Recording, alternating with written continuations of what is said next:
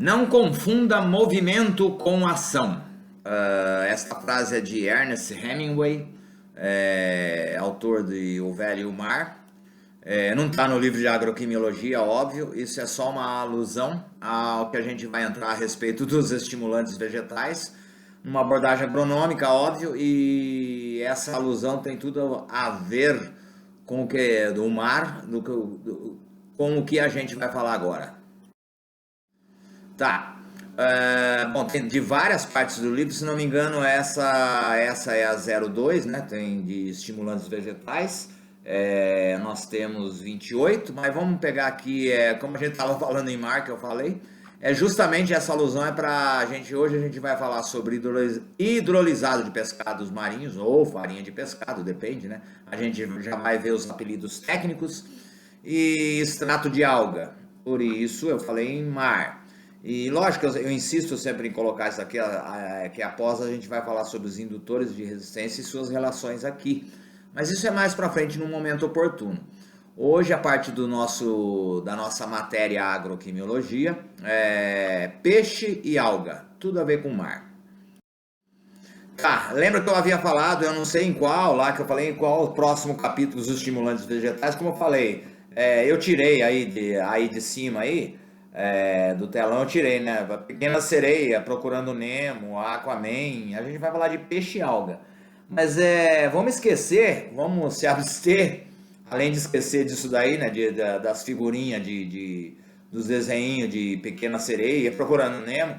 Vamos também que tem muita coisa legal aí no YouTube sobre hidrolisado de pescado marinho, né? Aminoácido de peixe, que muita gente gosta de falar. Tem bastante coisa legal no YouTube.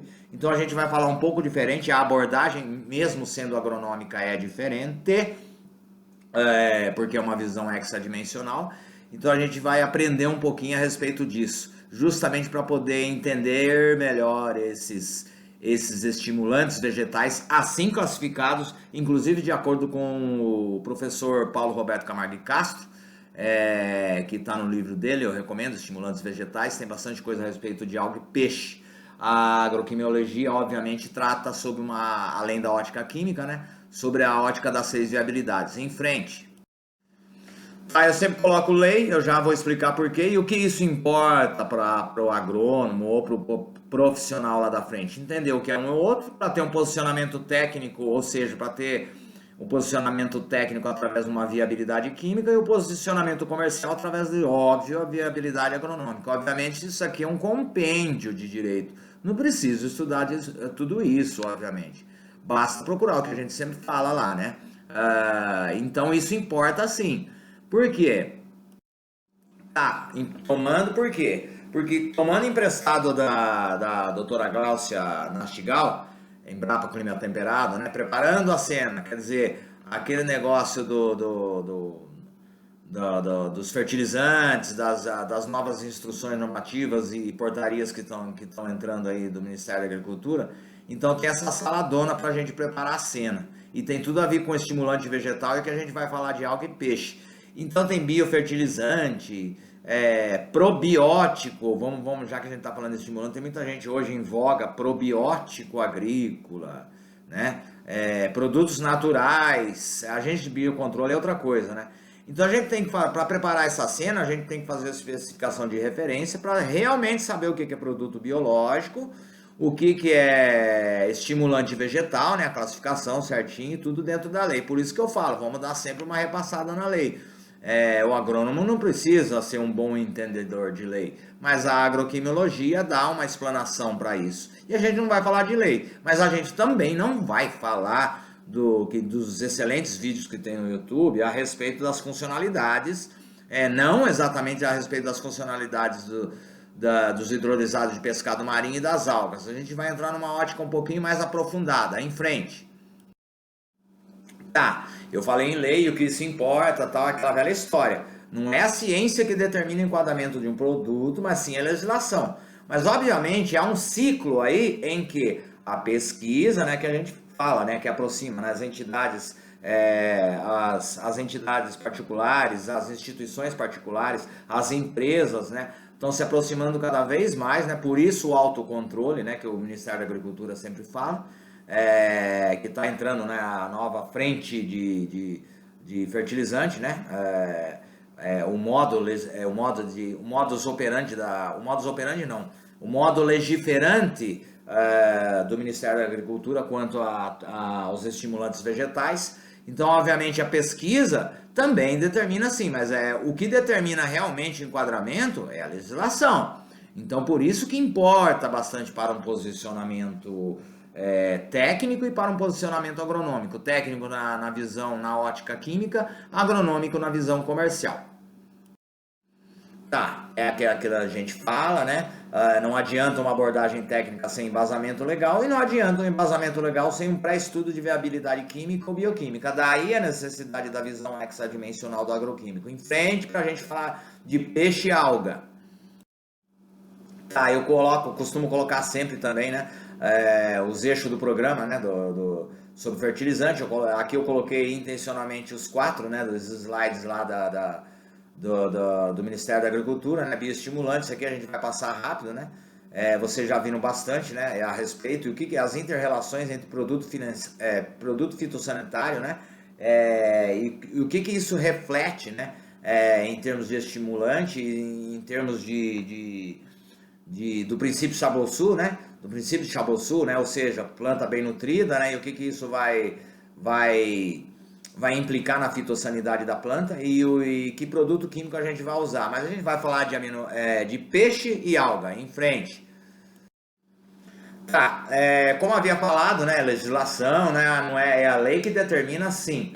Em direito, muitas vezes a gente chama doutrina. Muitas vezes o que em direito chama assim doutrina, podemos dizer que, segundo a literatura aplicada, né?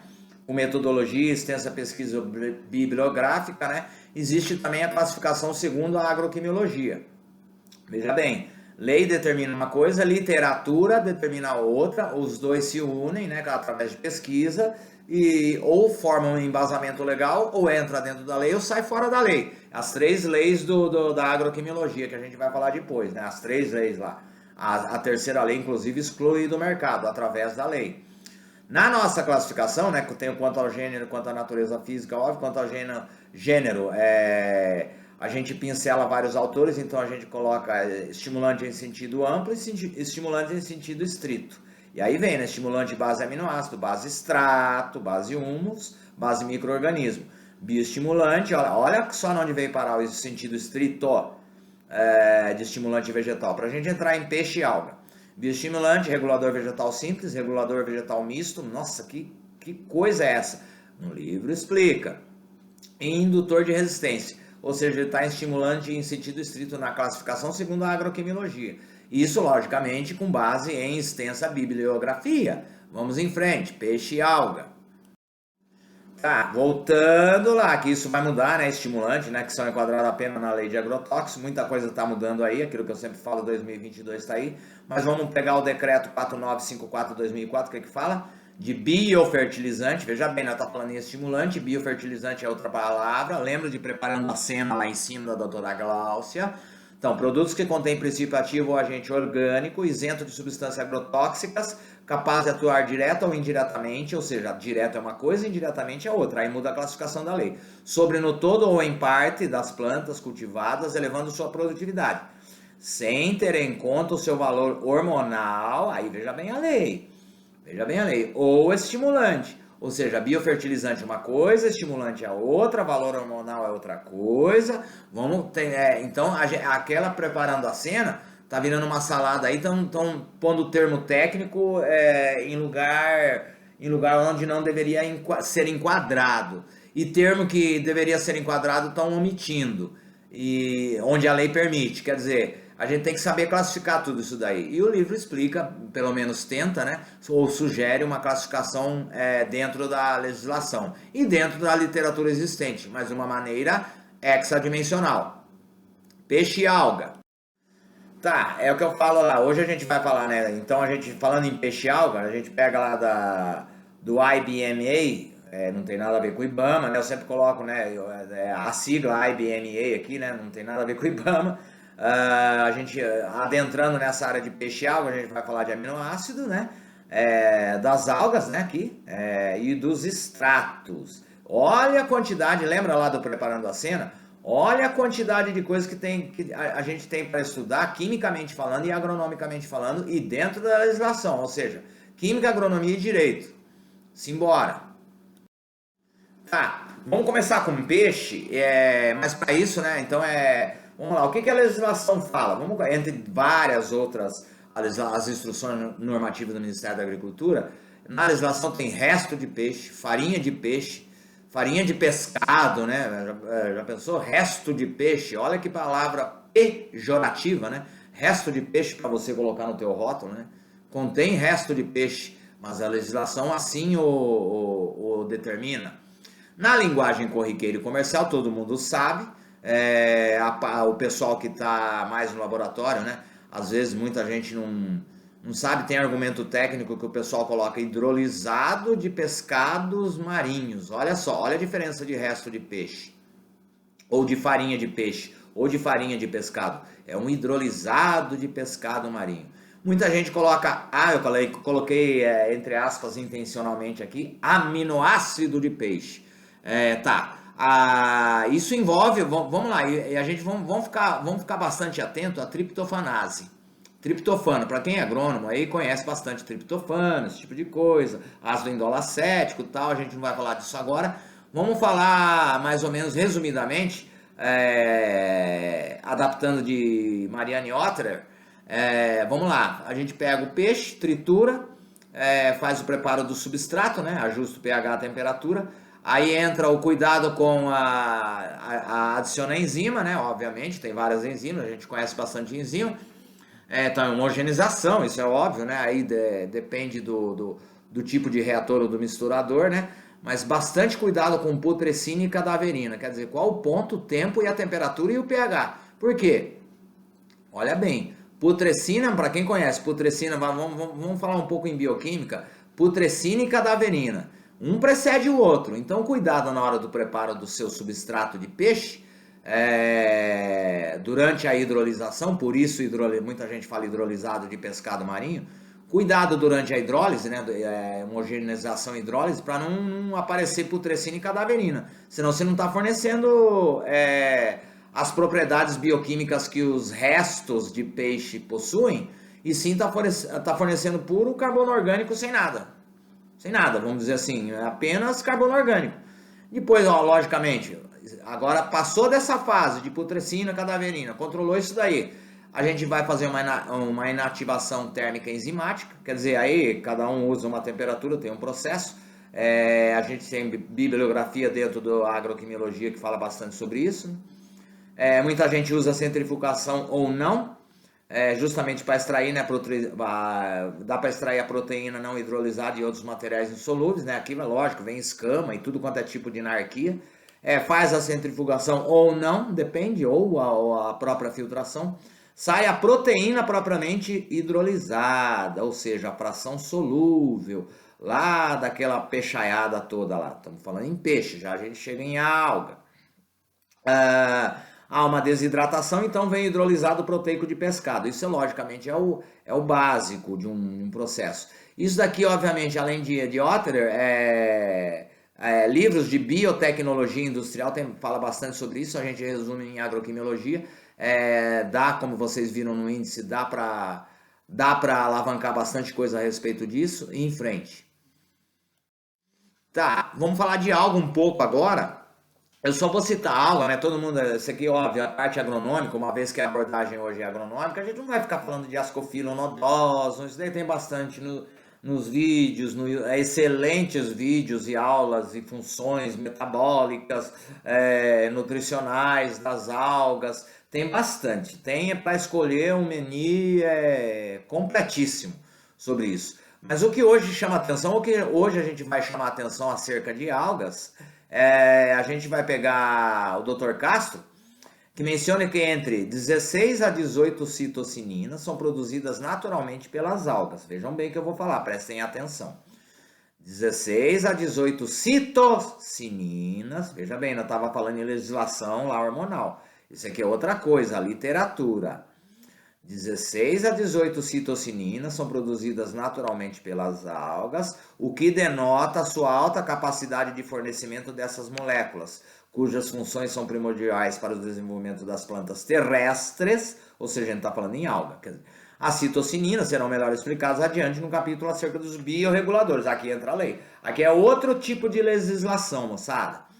Quer dizer, então não vamos confundir a salada lá, o meu é biorregulador, o meu tem função biorreguladora e o cara tá lá com fertilizante. Opa, pera aí, vamos definir, vamos elencar, vamos classificar, vamos categorizar bem os nossos produtos, certo? Isso a agroquimiologia faz e cada um faz. Tem um pedaço lá que eu falo que há diversos estudos bioquímicos voltados à farmacologia, lembra que eu sempre coloco, né, também, farmacopeia, diferença de farmacopeia e farmacopédia. Farmacopédia é bulário. No bulário, devido à sua composição, as algas têm efeito antibiótico e antifúngico. Olha só o que um bulário pode oferecer para a gente. A gente não vai adentrar, obviamente, e estender bastante sobre isso. A gente vai falar que a alga é o que? Possui de 16 a 18 tipos de citocininas. Segundo o Dr. Castro, obviamente a gente menciona no livro. Miller-Smith, a gente fala também, né, de Ascophyllum e tal, através de Miller-Smith, mas a gente dá a nossa interpretação agroquimiológica a respeito. Não sei se deu para entender.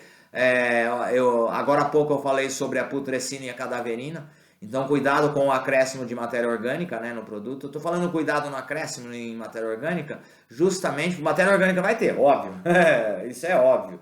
E que forma que essa matéria orgânica vai estar, aí a putrescina e a cadaverina vai determinar no aminoácido. Agora nós estamos falando de alga. Então, quer dizer, lógico, tem as garantias, né? O mínimo e máximo, as tolerâncias máximas e mínimas de um organo mineral, né? Certo? Aí fertilizante. Aqui já não entra fertilizante, aqui é outra coisa, certo? Então, quer dizer, a gente vejam que a gente está se aprofundando cada vez mais. Isso lá pela oitava a gente vai falar melhor, beleza? Em frente. Isso aqui eu coloquei, obviamente, justamente para a gente entender. Eu falei de putrescina, cadaverina, aminoácido de peixe, né, entre aspas, hidrolisado de pescado marinho. Então tem essa linha aqui, extraindo do anuário da Bissolo, que eu coloquei intencionalmente aqui. Aí eu coloquei essa linha aqui, ó. Isso daqui que a gente falou hoje envolve tudo aqui, ó. Quer dizer, o desenvolvimento do produto, quer dizer, pesquisa, teste e registro.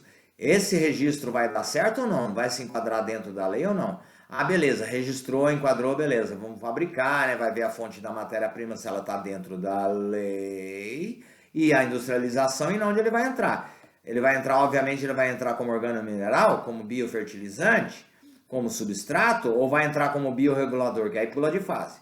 Aqui já pula, essa linha aqui é outra linha. Aqui é outra, como é que fala? É outro algoritmo.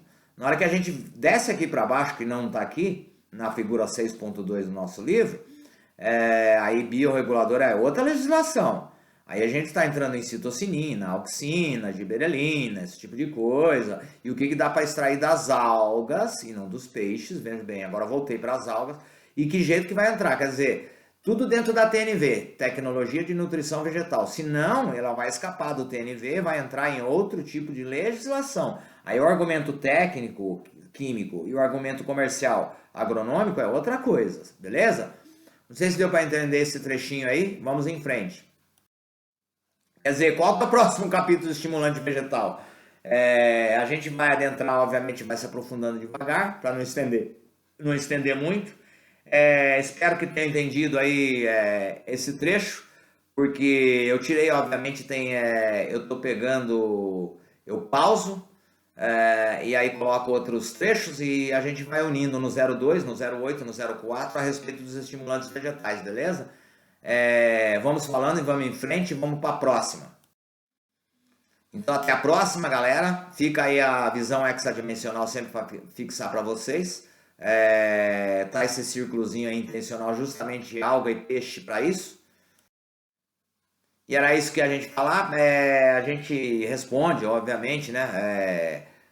Tem vários outros grupos aí, a gente vai respondendo, dada a pressa e o tempo e compromisso, então a gente vai tentando colocar em dia através desse e-mail aqui, deixa aqui as perguntas e respostas. Mas o livro, pelo menos, tenta exaurir bastante dúvida, beleza? Um grande abraço e vamos para a próxima.